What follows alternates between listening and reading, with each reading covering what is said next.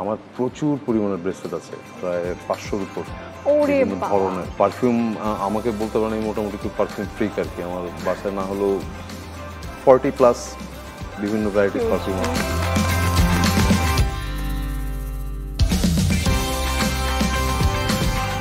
দর্শক যারা সবকিছুর মাঝে সুন্দর অর্থ খোঁজেন তারা সবসময় সৎ চিন্তা করেন। প্রিয় অভিনেতা সমাপ্তি মাসুকও তেমনই একজন মানুষ, যিনি সর্বদা করেন সৎ চিন্তা এবং বড্ড আন্তরিকতা এবং ভালোবাসায় অভিনয় করেন। সেই মানুষটিকে সাথে নিয়ে দর্শক আমি ইন্দ্রাণী শুরু করছি আমাদের আজকের স্যান্ডালিনার রূপকথা। সমাপ্তি মাসুক এই সময়ের গুণী অভিনেতাদের মধ্যে অন্যতম। 1992 সালে টিভি ধারাবাহিক নাটক শঙ্কিত পদযাত্রা দিয়ে অভিনয় শুরু। পরবর্তীতে আর্তনাদ মঞ্চ দলে কাজ করেন প্রায় 14 বছর। সাম্প্রতিক সময়ে দেয়ালের দেশ, কাছের মানুষ দূরে থুইয়া সহ বেশ কিছু উল্লেখযোগ্য নাটক সিনেমায় অভিনয় করেছেন। স্যান্ডালিনার রূপকথায় আমাদের আজকের অতিথি সমাপ্তি মাসুক।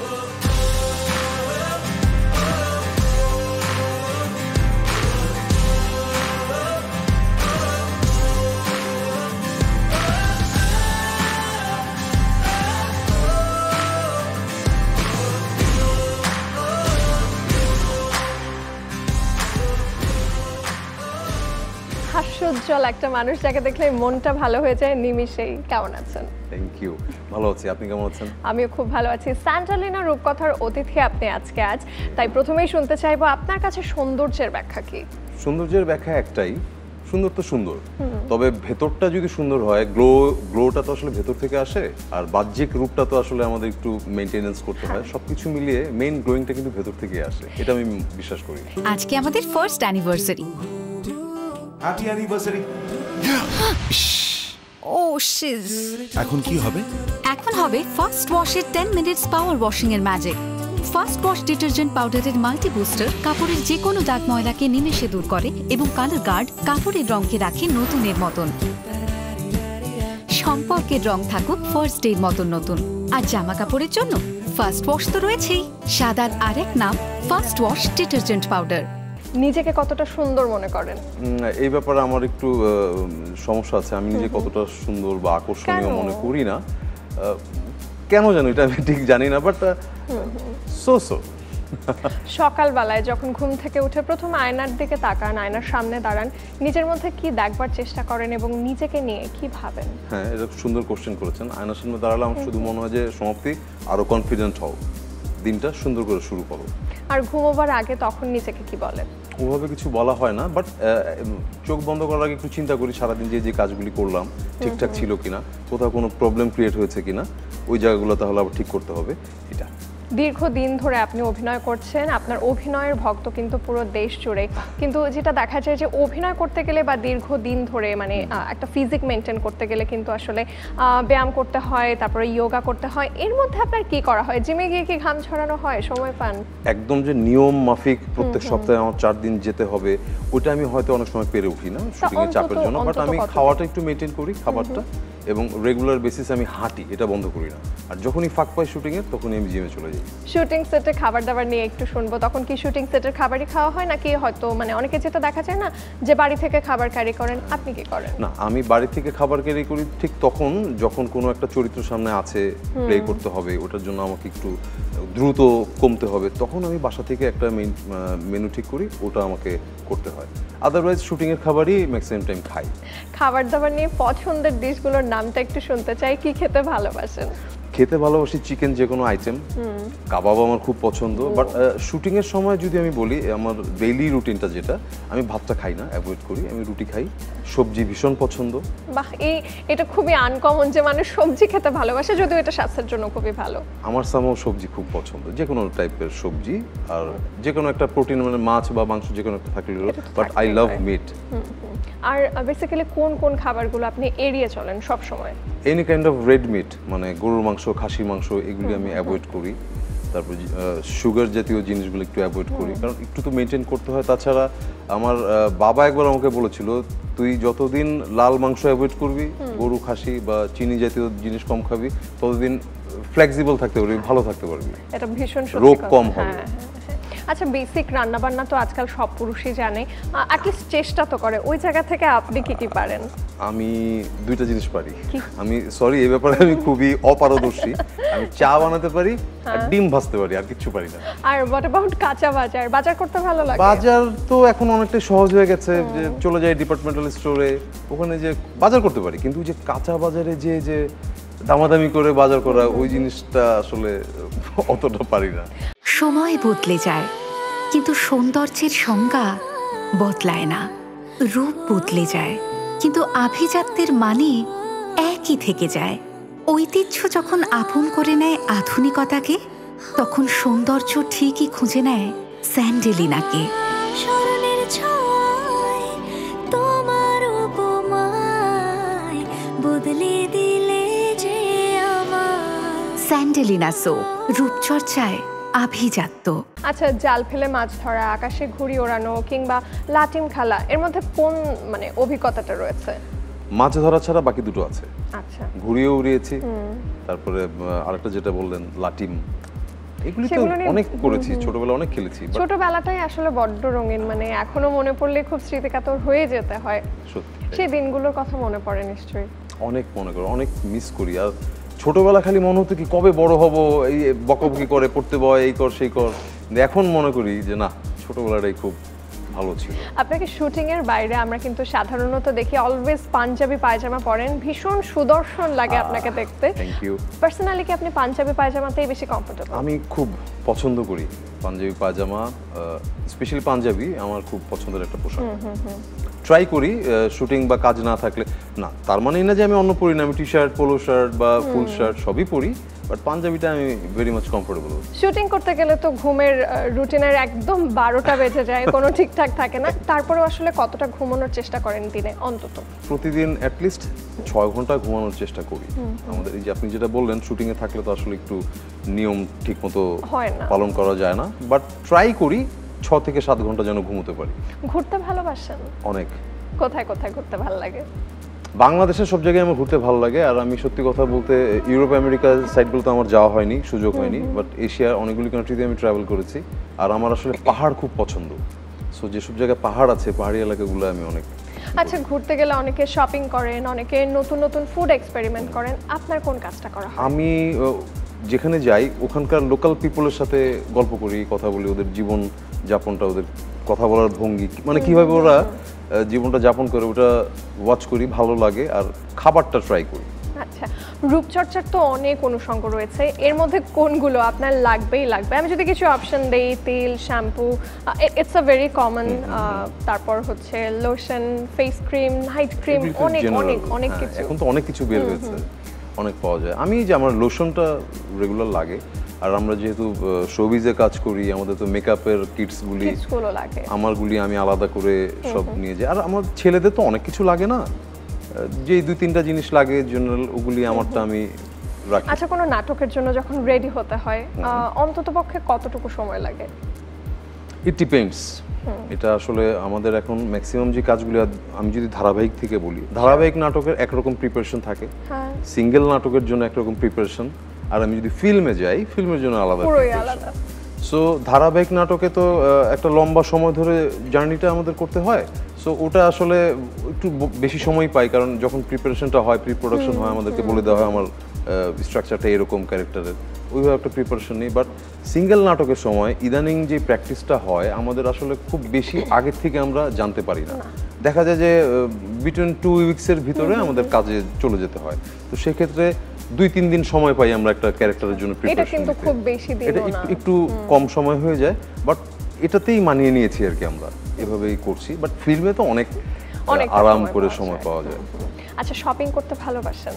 শপিং করতে ভালোবাসি বলা যায় না, করি, মাঝে মাঝে করতে হয়। আচ্ছা, দাম দরে আপনি কতটা পটু? দাম ধরে না, আমি খুব একটা বেশি মানে পাকা Bargain না। করতে পারেন আচ্ছা, না। আমার ওয়াইফ আমাকে প্রায় বলে যে তুমি তো ঠকছো, এটা তো আরো কমে পেতা, এই সেই। আর যদিও আমার ওই দাম দর করতে হয়, এরকম দোকানগুলো যাওয়া হয় কম, কম? কারণ একটা সময় খুব যেতাম ছাত্র জীবনে, এখন কর্মজীবনে ঢোকার পর আসলে আপনি মানে ভালো যত বুঝবেন দ্রুত যেহেতু আসলে পরিচিত shopping, মুখ, হ্যাঁ, একটু বেশি দাম চায় বা একটু গ্যাদারিং হয়, মানুষ ছবি তুলতে আসে, সো Exactly. আমাদের এখন যেতে হয় যেখানে ফিক্সড প্রাইসের দোকান ওইসব জায়গাগুলো চট করে যাব, কিনে নিয়ে জাস্ট চলে আসবো। আচ্ছা, শপিং এ গেলে কি কি কেনা হয় বেশি? ড্রেস বেশি কিনি, আর আমার পারফিউমের খুব ফ্যাসিনেশন, পারফিউম, ব্রেসলেট, বিভিন্ন ও, ধরনের, আচ্ছা। এগুলোই একটু বেশি কেনা তো হয় আমার। কালেকশনে কি কি রয়েছে একটু যদি শুনি। আমার প্রচুর পরিমাণের ব্রেসলেট আছে, প্রায় 500-র উপর, ওরে বিভিন্ন বাবা। ধরনের। পারফিউম আমাকে বলতে পারেন আমি মোটামুটি একটু পারফিউম ফ্রিক আর কি, আমার বাসায় না হলেও 40+ বিভিন্ন ভ্যারাইটিস Huge, পারফিউম আছে। ঘড়িও বলতে পারেন, ঘড়ি। আর পোশাক তো আসলে অগণিত। চরিত্রের প্রয়োজনে, কাজের জন্য কেনা হয়, ওটার পাশাপাশি আলাদা করেও কিছু কেনা হয়। আচ্ছা, ছেলেদের তো বিশেষ কিছু জিনিসের প্রতি খুব বলতে গেলে আসক্তি থাকে, সেটা হতে পারে বাইক, গাড়ি, ক্যামেরা, কেউ তো খুব গিজমো ফ্রিক হন। আপনার এখানে কোন জিনিসের উপরে একটু হলেও অ্যাডিকশন রয়েছে? আমার bike, I love bike. So হুটহাট কি বাইক নিয়ে ঘুরতে চলে যাওয়া হয়? হ্যাঁ, প্রায় বের হয়ে বাইক নিয়ে লং ডিস্টেন্স যাওয়া হয় না, ওটা যাই না, বাট ঘোরা হয় ইন্টারসিটি। আচ্ছা, শিল্পীদের তো হেকটিক লাইফ, তো অনেক এনার্জেটিক থাকতে হয়। এনার্জেটিক থাকার জন্য বিশেষ কি করা হয়? কম খাই, কম খেলে, আর শুটিংয়ে যখন যাই, মানে এটা আমি কেন বলছি যে বেশি খাবার খেলে হেভি হয়ে যায় শরীর, শুটিংয়ের জন্য একটু কম খাওয়ার ট্রাই করি। আর এনার্জি দেয় এরকম কিছু খাবার, সকালে একটু খেজুর খাই, বা বিকেলের দিকে একটু ফ্রুটসটা একটু বেশি করে খাই, যেন একটু ফ্রুটসে সুগার থাকে আপনি জানেন, একটু এনার্জি যেন পাই। আলাদা করে আসলে কোনো সাপ্লিমেন্টারি ফুড নেই না। আচ্ছা, প্রত্যেকটা শিল্পী আমরা জানি ভীষণ সেনসিটিভ হন, আর মানুষ মাত্রই তো আপস অ্যান্ড ডাউনস থাকে, হতাশা, ডিপ্রেশন সবকিছু মিলিয়ে থাকে। আর আমাদের মানে রেগুলার লাইফ, আমি যদি বর্তমান জীবনটাও বলি, খুবই স্ট্রেসফুল। তো যখন খুবই হতাশা এসে গ্রাস করে, কিভাবে কাটিয়ে ওঠেন? আমি দুটো কাজ করি, প্রচুর পরিমাণে আমি ট্রাই করি আর কি, বই পড়তে, মুভি দেখতে, মানে পার্সোনাল সময়টা কাটাতে, সবার থেকে আলাদা হয়ে যায়, নিজেকে একটা রুমে আটকে ফেলি।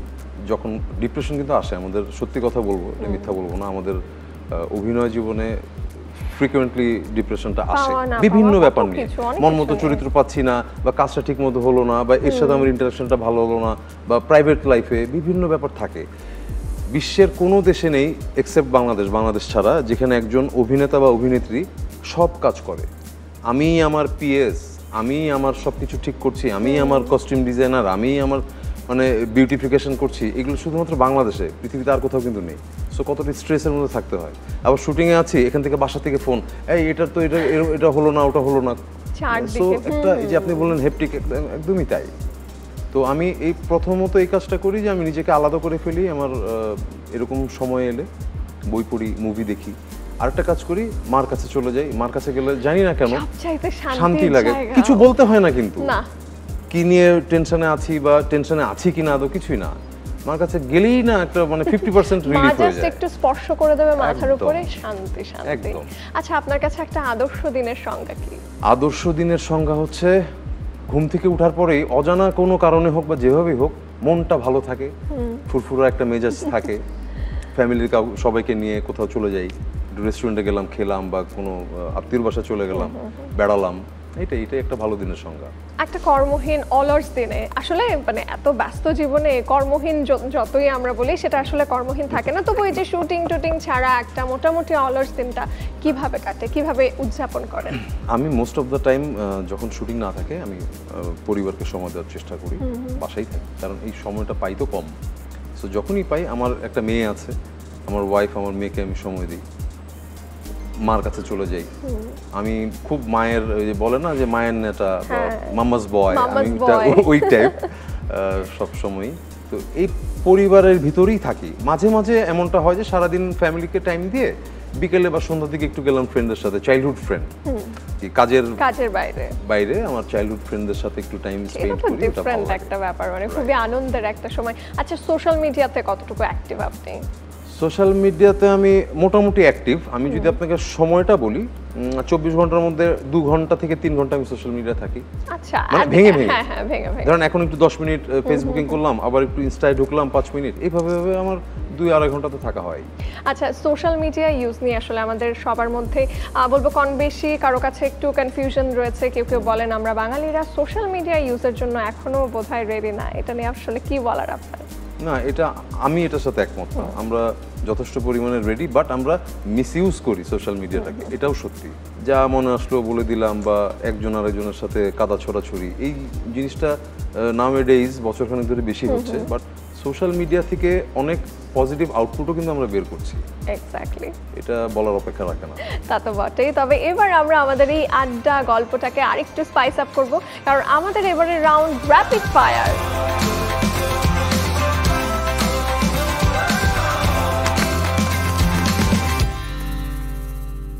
ওকে, ভয়ের হাসি দেখলাম আপনার কাছে, কারণ র্যাপিড ফায়ার মানে আসলে ভয় পাওয়ার কিছু নেই, but it will be fun I hope. তো র্যাপিড ফায়ারের বেশ কিছু নিয়মাবলী আছে, সেটা শুরুতেই বলে দিতে চাই। র্যাপিড ফায়ারের কোনো প্রশ্ন এড়িয়ে যাওয়া যাবে না, কোনো ডিপ্লোম্যাটিক আনসার চলবে না। আমরা আনসারটা এমন চাই যাতে থাকবে full of fire and spice. Ready? Okay, try করি। আমাদের দেশে আপনার অল টাইম ফেভারিট সুন্দরী অভিনেত্রী এবং সুদর্শন অভিনেতাকে? আফসানারা বিন্দু এবং জিয়াউল ফারুক অপূর্ব। আচ্ছা, এই সময়ের অভিনয় শিল্পীদের মধ্যে একজন অভিনেতা এবং একজন অভিনেত্রীর নাম বলুন যাদের ফ্যাশন সেন্স আপনাকে মুগ্ধ করে। তৌসিফ, সাফা কবির।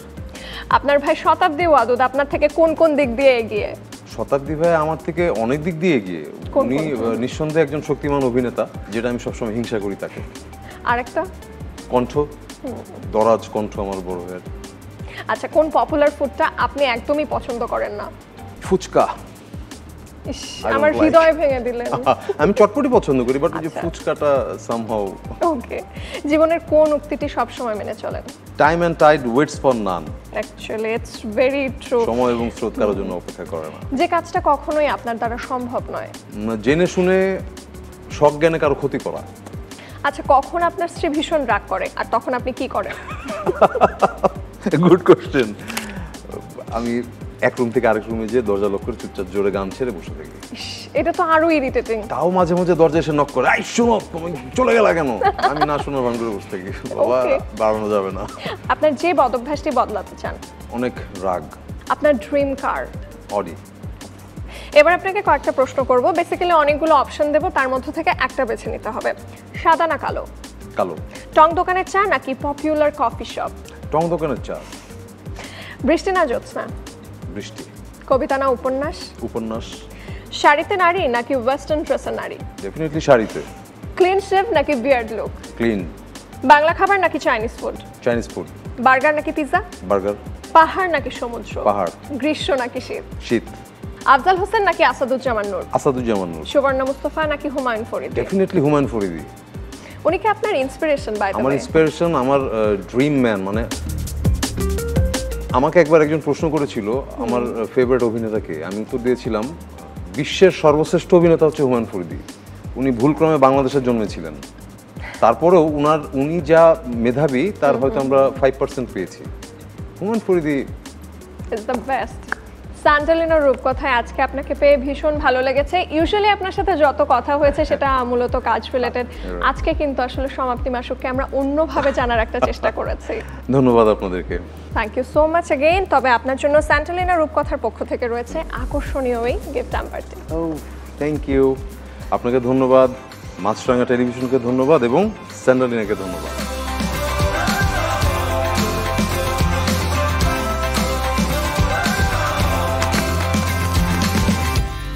আমন্ত্রণ জানাচ্ছি রূপকথায়। সঙ্গে আছে আমি রাহিমা সুলতানা রিতা। আশা করি আপনারা ভালো আছেন। আজকে আমি আপনাদের একটা হেয়ার ফল কন্ট্রোল প্যাক তৈরি করে দেখাবো। বর্তমানে সবারই চুল অনেক বেশি পড়ছে, ছেলে মেয়ে প্রত্যেকেরই। তো আশা করি আমি এই প্যাকটা আপনাদের কাজে লাগবে। চলুন তাহলে কিভাবে এই প্যাকটা তৈরি করবেন সেটা দেখুন। আর আমার সঙ্গে রয়েছে আজকে মডেল ঐশ্বর্য। ঐশ্বর্য, কেমন আছো? আমি অনেক ভালো আছি, আপনি কেমন আছেন? আমি ভালো আছি। আজকে একটা হেয়ার ফল কন্ট্রোল প্যাক দেখাবো, কারণ তোমার চুল আমি দেখতে পাচ্ছি অনেক damage করা, কালার আছে, ড্যামেজ হেয়ার। আমি দেখিয়ে দেবো যে চুলটাকে কিভাবে আমরা মানে টেস্ট করি, বোঝা যায়। কারণ চুলটা হলো প্রোটিন দ্বারা গঠিত, হ্যাঁ, তো সেই জন্য খেতেও হয় কিন্তু প্রোটিন চুলের জন্য, আর যত্ন তো আছেই। তো আমি এখন একটা প্যাক তৈরি করছি। আমার এই প্যাক তৈরি করতে প্রথমেই লাগবে টক দই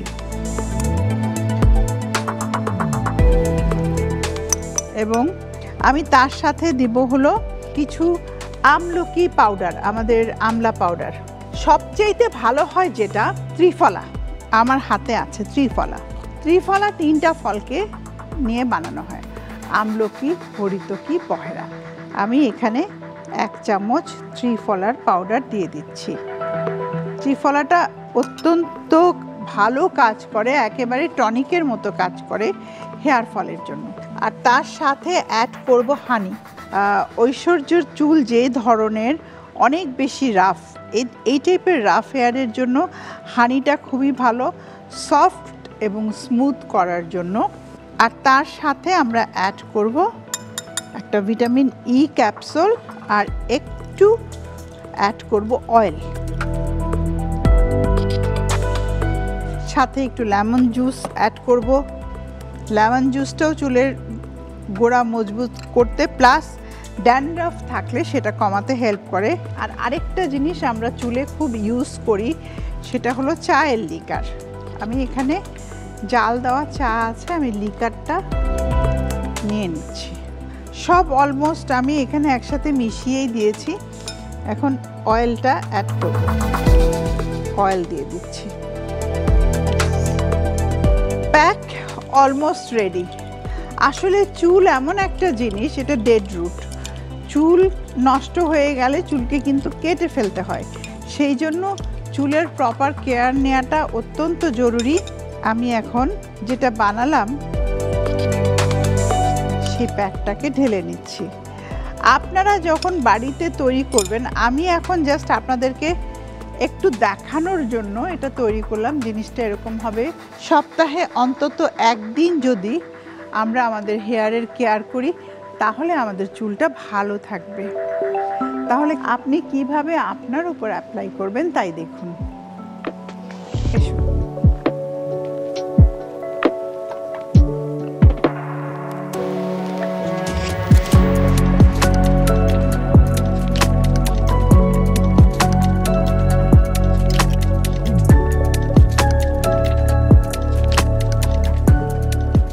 আজকে আমি আপনাদের হেয়ার ফল স্টপ একটা প্যাক তৈরি করে দেখালাম।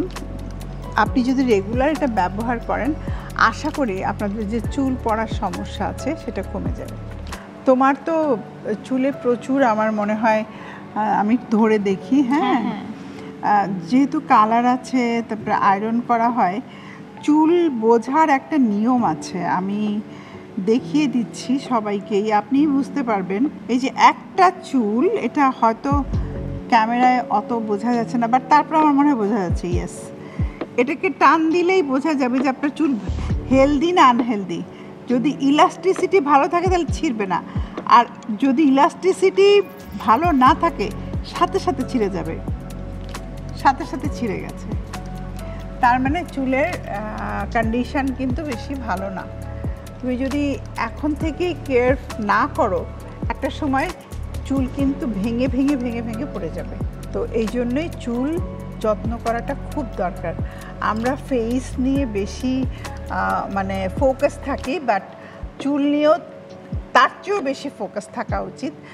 রেগুলার হেয়ার অয়েল ম্যাসাজ করা উচিত। আমি জাস্ট একটু দেখিয়ে দিচ্ছি। হেয়ার অয়েল আমরা হাতে নিয়ে আমি একটু পিছনেই চলে গেলাম, এরকম চুলের প্রত্যেকটা জায়গায় আমার হাতটাকে দেখানোর জন্য আমি এইভাবে ছড়িয়ে নিলাম একটু।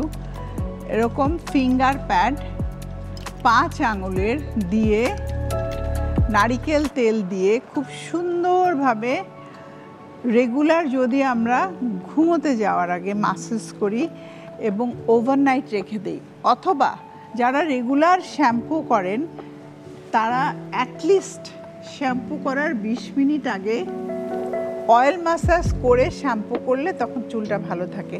কারণ শ্যাম্পুর মধ্যে ডিটারজেন্ট থাকে, চুলটা যদি ড্রাই থাকে তখন সেটা আরও ড্রাই হয়ে যায়। আর কোকোনাট অয়েল যখন আমরা ম্যাসাজ করি, ময়শ্চারাইজার, ওর মধ্যে ময়শ্চারটা চলে যায়, তখন সেটা কিন্তু কন্ডিশনিংয়ের কাজ করে। সো উইদাউট অয়েল ম্যাসাজ আপনারা কখনোই শ্যাম্পুটা করবেন না। আর শ্যাম্পু লাগানোর পর অবশ্যই কন্ডিশনার লাগাবেন।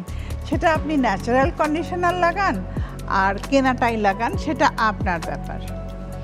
আমি এখন জাস্ট একটুখানি লাগিয়ে দেখিয়ে দিচ্ছি যে অ্যাকচুয়ালি কিভাবে লাগাতে হবে, কারণ এখানে তো আমার পক্ষে পুরো চুলে লাগিয়ে দেখানো সম্ভব না। আমি জাস্ট আগাটায় লাগিয়ে দিচ্ছি এরকম, এই যে এই রকম করে পুরো চুলে লাগিয়ে নিতে হবে। এইভাবে লাগিয়ে সুন্দর করে এরকম চুলটাকে এইভাবে ইমালসিফাই করে নিতে হবে, করে তারপর সেটাকে রেখে দিতে হবে বেশ কিছুক্ষণ, তারপর বেশি করে পানি দিয়ে ধুয়ে নিতে হবে। আমি এখনই এটা ক্লিন করে দিচ্ছি। বাড়িতে আপনারা আধা ঘন্টা অন্তত রেখে দেবেন, তারপর ক্লিন করবেন। চুলে ময়েশ্চার থাকাটা ভীষণ ইম্পর্ট্যান্ট, তাহলেই চুল ভালো থাকবে। আর যতটা সম্ভব ড্রায়ার প্রয়োজন না হলে না ব্যবহার করাই ভালো। আর রেগুলার আমি যেটা বললাম আপনাদের, অয়েল মাসাজটা মাস্ট। আর শ্যাম্পু করার একটা পদ্ধতি আছে। আমরা যেটা করি, শ্যাম্পু নিয়ে ডাইরেক্ট মাথায় দিয়ে দিই তা না। প্রথমে চুলটাকে ভিজিয়ে নেবেন, হাতে শ্যাম্পু নেবেন, শ্যাম্পুর সাথে একটু পানি দেবেন, এটাকে ডাইলিউট করে নেবেন। তারপরে আপনি পুরো চুলে দিয়ে খুব সুন্দরভাবে একেবারে 10 আঙ্গুল দিয়ে মাসাজ করুন। তা আপনার যে যত ময়লা থাকবে, পলিউশন থাকবে চুলে, ইভেন কি আমার ড্যান্ড্রফ যেটা যদি থাকে সেটাও কিন্তু চলে আসে। তারপর খুব ভালো করে পানি দিয়ে ধুয়ে ফেলবেন। অনেকেই আছে যেটা করে এরকম করে নিয়ে এরকম করে, এটা কিন্তু একদমই করা যাবে না। আমি শ্যাম্পু করার পরেও শ্যাম্পুটা নিয়ে এইভাবে করতে হবে। এটা দিয়ে এরকম করা যাবে না, পুরো চুল মাথার উপরে উঠিয়ে দেওয়া যাবে না। শ্যাম্পুটাও আপনাকে এইভাবে 2 হাত দিয়ে এইভাবে করতে হবে। তাহলে যেটা হবে, চুলটা সত্যি খুব ভালো থাকবে। আমি যেভাবে বললাম, তুমি নিজেও এইভাবে নিজের উপরে অ্যাপ্লাই করো, তাহলেই বুঝতে পারবে যে কতটা ডিফারেন্স। এতদিন তুমি যা করে এসছো আর এখন থেকে যেটা করবে সেটার মধ্যে অনেক পার্থক্য থাকবে। তা আমাকে সাহায্য করার জন্য তোমাকে অসংখ্য ধন্যবাদ। আপনাকে অসংখ্য ধন্যবাদ আপু। আমি অনেক দিন যাবত এই হেয়ার ফলের সমস্যায় ভুগছি। আজকে আপনার কাছে আসতে পেরে এই সমস্যার সমাধান পেয়ে অনেক ভালো লাগছে। ধন্যবাদ। তোমাকেও অসংখ্য ধন্যবাদ। ভালো থাকো, অনেক ভালো কাজ করো। প্রিয় দর্শক, হেয়ার কেয়ার একেবারে জড়িত। চুলের যত্ন করুন, মাথায় অনেক চুল থাকবে। আর যদি অযত্ন করেন, একটা সময় হাত দিয়ে দেখবেন মাথায় চুল নেই। সেই জন্য চুল দিয়েই কিন্তু আমরা আমাদের লুক চেঞ্জ করি। সো যতক্ষণ আমাদের চুল আছে ততক্ষণ চুলের কেয়ার নেওয়াটা অত্যন্ত প্রয়োজন। ভালো থাকবেন সবাই।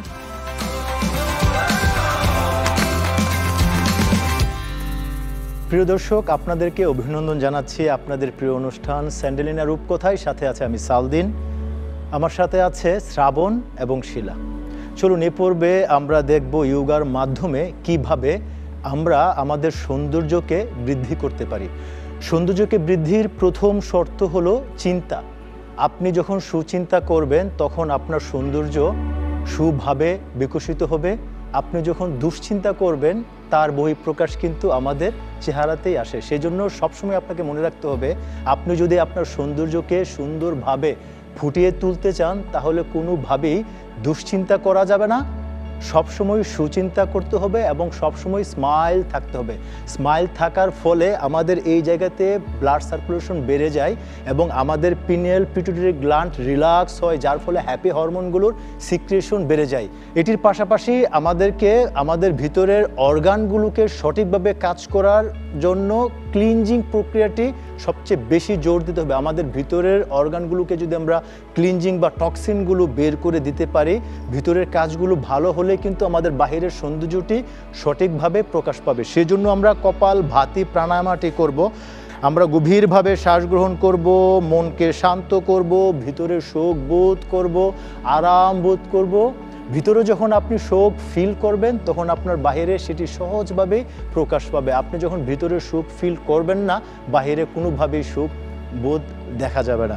সেজন্য মনকে শান্ত করতে হবে।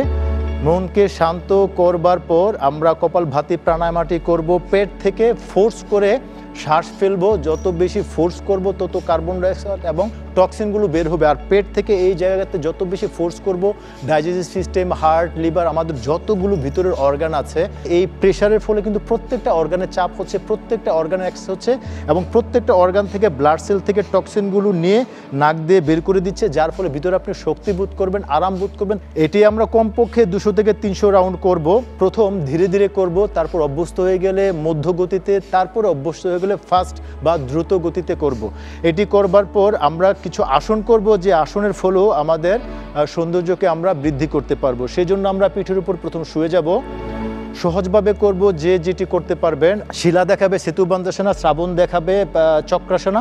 চক্রাসনার জন্য হাঁটুকে ভাঁজ করে আপনি চেষ্টা করবেন হাতের পাতাকে মাথার পিছন দিয়ে শ্বাস গ্রহণ করে যতটুকু সম্ভব উঠে যাওয়া। আর শিলা দেখাবে ব্রিজ, যারা যেটি পারবেন। আমাদের শরীরের সমস্ত অংশটুকু লেন্থিন হচ্ছে এবং ব্লাড সার্কুলেশন মুখের দিকে যাবার ফলে আসলে এই জায়গাতে যত ব্লকেজ থাকবে তত আপনি চাইলেও আপনার সৌন্দর্য আপনি প্রকাশ করতে পারবেন না। এই জায়গাতে যত বেশি রক্ত চলাচল বৃদ্ধি পাবে ততই কিন্তু আপনার সৌন্দর্য, স্কিন, এগুলো সঠিক অবস্থাটি ফিরে পাবে। এখানে কমপক্ষে আপনি 30 সেকেন্ড সময় থেকে 1 মিনিট থাকবেন। আর ব্রিজ যেটি করবেন আপনারা, এখানে আপনাকে মাথায় রাখতে হবে কোমরটি যত সম্ভব উপরের দিকে রাখবার, চেস্ট উপরের দিকে রাখবার, যার ফলে রক্ত চলাচল যেন মাথার দিকে প্রবাহিত হয় এবং এই জায়গাতে যেন কোনো ব্লকেজ না থাকে। এটি আমরা করবার পর ধীরে ধীরে এই আসন থেকে মুক্ত হয়ে আমরা দুটি আসন একসাথে দেখাবো। শ্রাবণ দেখাবে শোল্ডার স্ট্রেন, যারা শোল্ডার স্ট্রেন পারবেন খুব সহজ। এটিও আমি দুভাবে দেখাবো, সম্পূর্ণ উপরে উঠতে পারবে অথবা অর্ধেক, যে যতটুকু পারবেন তার জন্য ততটুকুই পূর্ণ আসন। শিলা দেখাবে হেড স্ট্রেন। আগে আমরা শোল্ডার স্ট্রেনটা দেখি কিভাবে করতে হয়।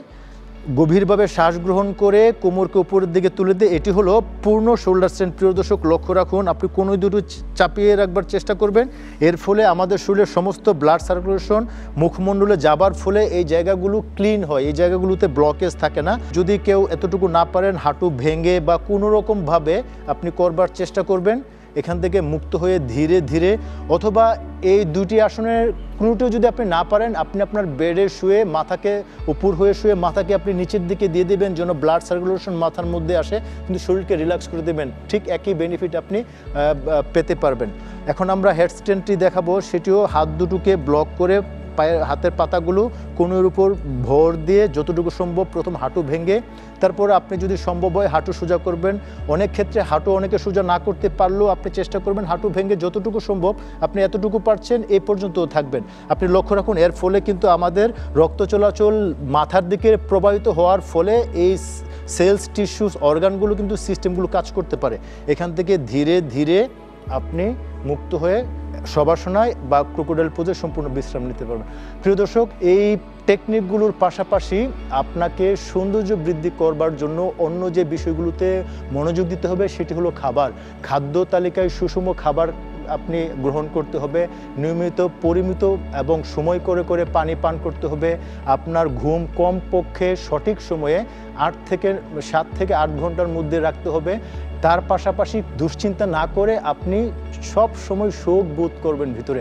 আপনার ভিতরটি যত শান্ত হবে, ভিতরে যত আরাম বোধ করবেন, ভিতরে যত শোক ফিল করবেন, বোধ করবেন, ততই আপনি আপনার সৌন্দর্য এবং আপনি আপনার ক্ষমতাকে সঠিকভাবে ব্যবহার করতে পারবেন। প্রিয় দর্শক, আগামী পর্ব দেখবার আমন্ত্রণ জানিয়ে আজকের মতো এখানে শেষ করছি। ভালো থাকুন, সুস্থ থাকুন, আমাদের সাথেই থাকুন।